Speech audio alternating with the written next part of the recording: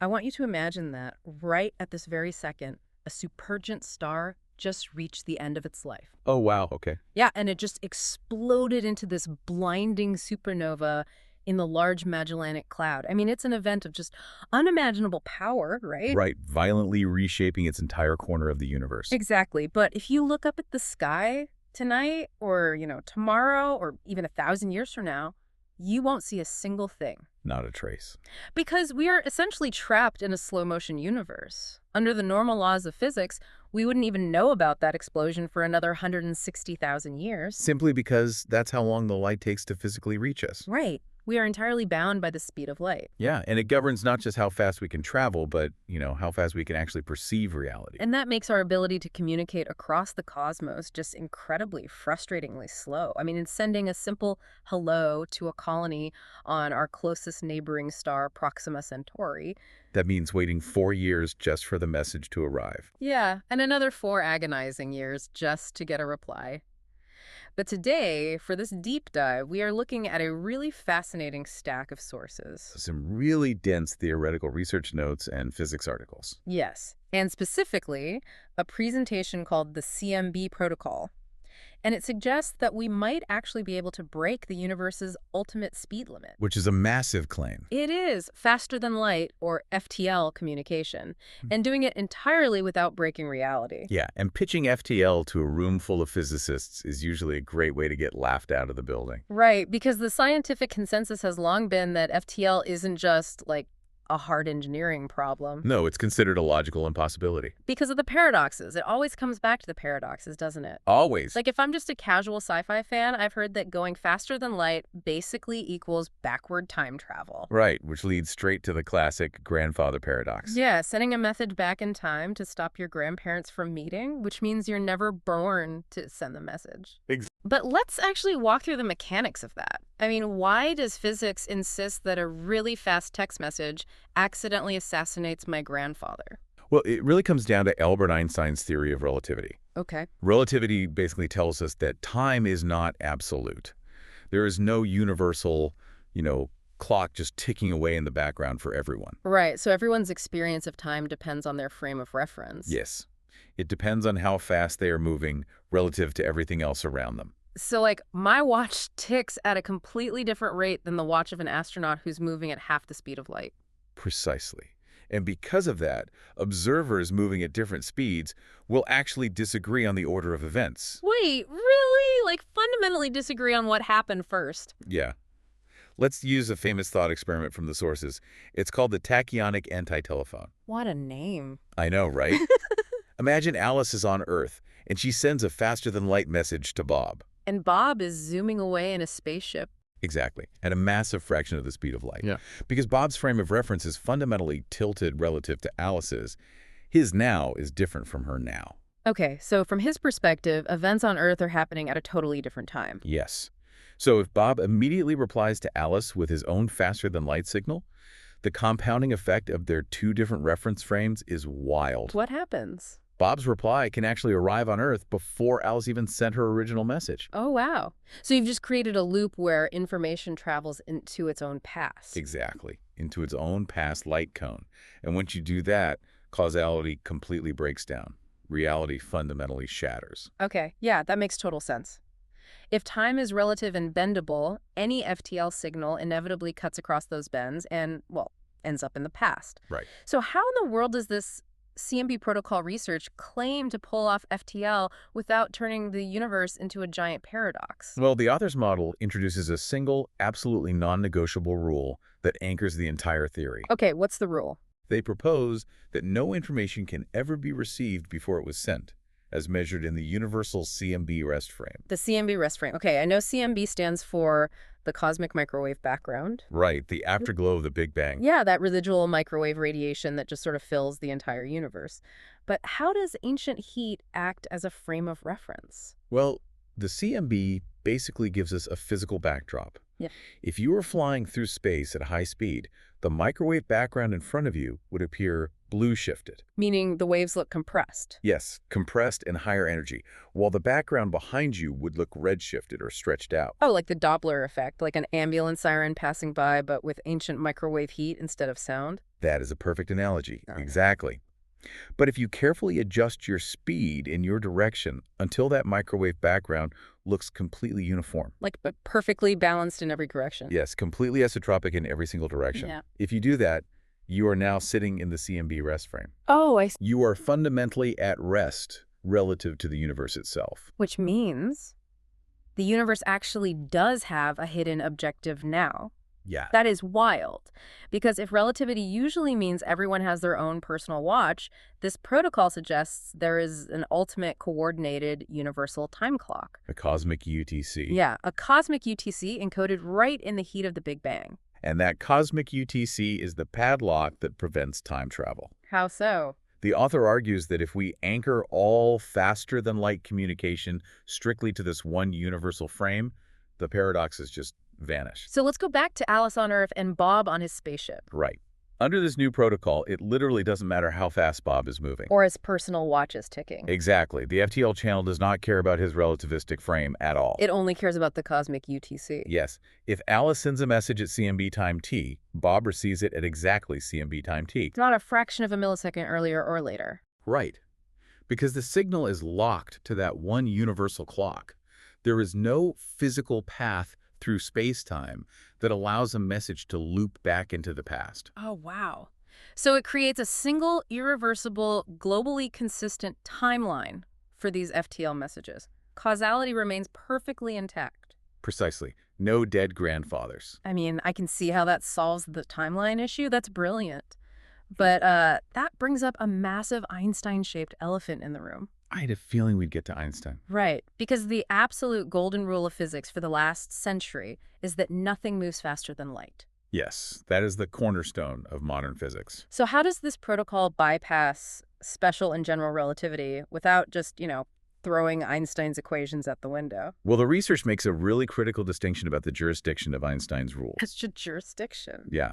According to this presentation, Einstein's equations remain completely untouched. Really? Yes. The speed of light is absolutely still the maximum speed limit for anything traveling through spacetime. Gravity, matter, light, ordinary energetic fields, they all still follow Einstein's rules perfectly. But the way you emphasize traveling through spacetime, that implies there's another way to travel. You caught that. Yeah, the proposed FTL channel doesn't travel through spacetime at all. Yeah. It operates completely outside the metric of spacetime. The model suggests that the universe possesses a hidden, absolute simultaneity foliation. Okay, stop right there. I am definitely going to need a translation for hidden, absolute simultaneity foliation. Fair enough.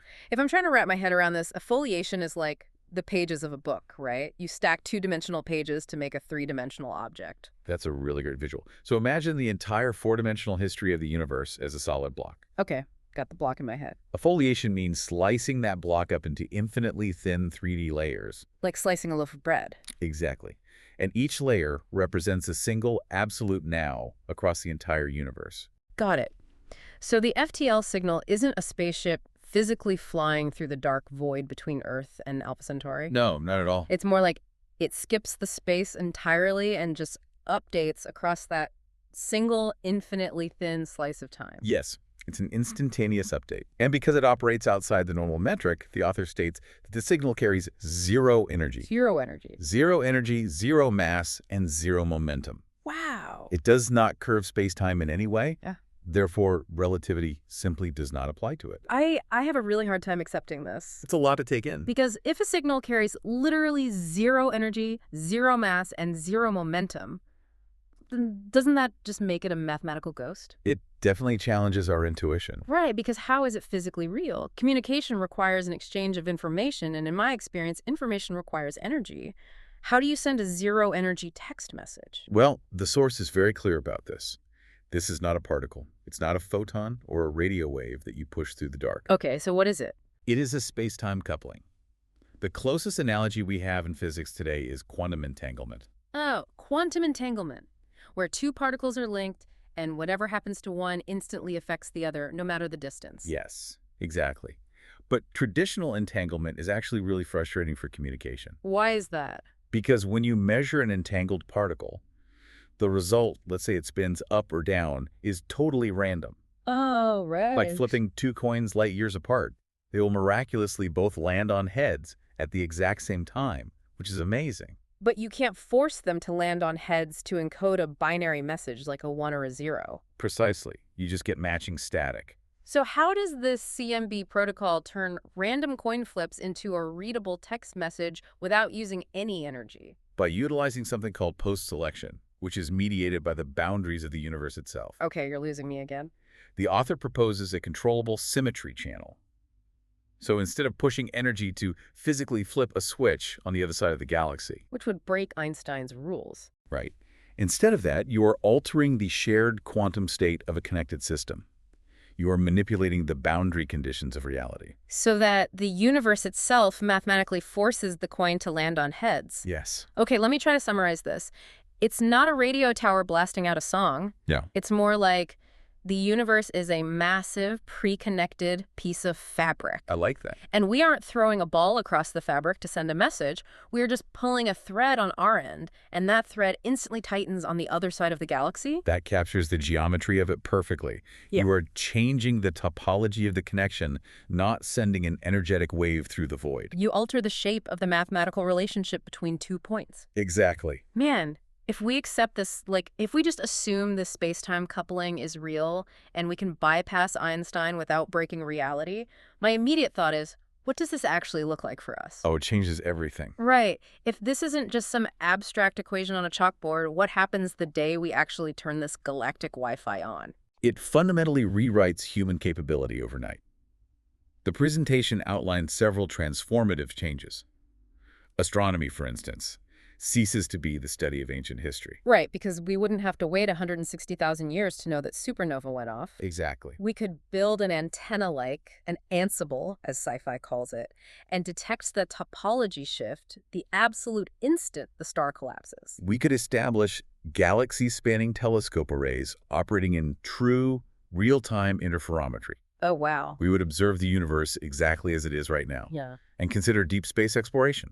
We could launch a physical probe to the Andromeda Galaxy. No, wait, hold on. The probe is made of matter. Right. And that brings up the major catch the author lists in their slides, right? Yeah. Matter still cannot go faster than light. That is the bittersweet reality of this model. It transmits information, not mass. So the probe would still take millions of years to cross the physical void to Andromeda. It would. But once it finally arrived, Yeah. we would receive its telemetry, its atmospheric data, its 4K video feeds instantaneously. That is just mind-blowing. It's the ultimate long-distance relationship. We can talk perfectly in real time, but we can't touch. Exactly. We could have a flawless, zero-lag video call with an astronaut orbiting a black hole half a galaxy away. Or conduct real-time banking and voting across a synchronized galactic civilization. We would be physically isolated by the agonizingly slow speed of light, but digitally and culturally unified. A civilization sharing one unified now. It's a really profound shift in how a species would organize itself. It really is. But before we start drafting the Constitution for our FTL Space Federation, Which sounds awesome, by the way. we do have to address the massive hurdles standing in our way. Because if this doesn't break physics, why aren't we streaming video from Alpha Centauri right now? What is the catch? Right. The transition from this beautiful theoretical dream to the incredibly messy reality of engineering. Yes. Because the research notes actually dive into the proposed math of how this mechanism would function, and it gets heavy fast. It really does. Yeah. The author actually proposes a specific mathematical shape for this zero-energy coupling. Okay. They suggest a new term added to the standard action equation of physics. It involves an integral over four-dimensional spacetime, utilizing the metric determinant, an information field, and a Dirac delta function for the CMB time difference. Whoa, stop. I know it's a lot. You are throwing a Dirac delta function and a metric determinant at me. I'm going to need you to translate that math into reality. Fair point. What does that equation actually force the universe to do? Okay, let's break it down. The integral over four-dimensional spacetime just means we are looking at the entire history and volume of the universe. Okay, so we're looking at the whole board. Right. And the metric determinant is the mathematical description of gravity, the actual curved shape of spacetime in that volume. So we have the whole board and the shape of the board. What Yeah. about the Dirac delta function? A Dirac delta function is an extremely strict mathematical bouncer. Yeah. It equals 0 everywhere, except at one single infinitely precise point where it spikes to infinity. Oh, I see. In this equation, the delta function dictates that the information field can only interact between points that share the exact same CMB time slice. And if they don't? If the time difference is even a trillionth of a second off, the equation equals 0. Nothing happens. So it's a mathematical padlock. Exactly. It is the universe physically enforcing that zero delay, zero paradox condition we talked about earlier. Yes. And to utilize it, the author states we would need to build a macroscopic device to stabilize this specific space-time coupling. Right, a machine that can somehow trick the universe into letting us control the entanglement. Yeah. And the text refers to this device as an ansible, which I love because it's an old sci-fi term coined by Ursula K. Le Guin. It is, yeah. But reading through this, I hit a massive conceptual wall. We established earlier that this channel carries absolutely no energy, zero. Right. But every machine humanity has ever built, every sensor, every antenna, every eye runs on energy. Yep. So how does a physical machine built out of atoms and moving electrons detect a zero-energy topology shift? That is the multi-trillion-dollar engineering question. Yeah. And honestly, it is the ultimate paradox of this paper. Yeah, how do you even start building that? How do you engineer a quantum system whose state is pinned to the CMB time slice, capable of registering a topological change without absorbing a single energetic photon? It's wild. The author is completely upfront about this hurdle, by the way. It almost feels like trying to hear a shadow. That's a really poetic but accurate way to look at it. What this research does is shift the goalposts. How so? Well, it takes faster than light communication away from being a logical impossibility, which was the dominant view, and turns it into a wildly complex engineering and detection problem. Which is still a huge leap. Massive. Going from it is mathematically impossible because you'll destroy causality to it's theoretically allowed by the universe, we just don't know how to build the antenna yet. It completely changes the game. It really does. It's a fundamental paradigm shift. If firmly anchored to a universal now via the residual heat of the Big Bang, FTL leaves Einstein's relativity perfectly intact. Because it steps outside the light speed limit rather than trying to push through it. Exactly. And think about what that means for our relationship with the cosmos. I mean, for all of human history, looking up at the stars has meant looking into the deep past. Always. The vastness of space has felt like this permanent quarantine. We've assumed that the crushing isolation of deep space is a permanent law of nature. But this protocol suggests that the isolation might just be a temporary technological hurdle. Right? The underlying geometry of reality might actually be primed for instantaneous connection. We just haven't learned how to access the network yet. We've spent this entire time talking about how humanity might eventually build this Ansible, how we might one day log on to this cosmic internet. Yeah. But taking a step back, this leaves me with a somewhat chilling thought. Uh-oh.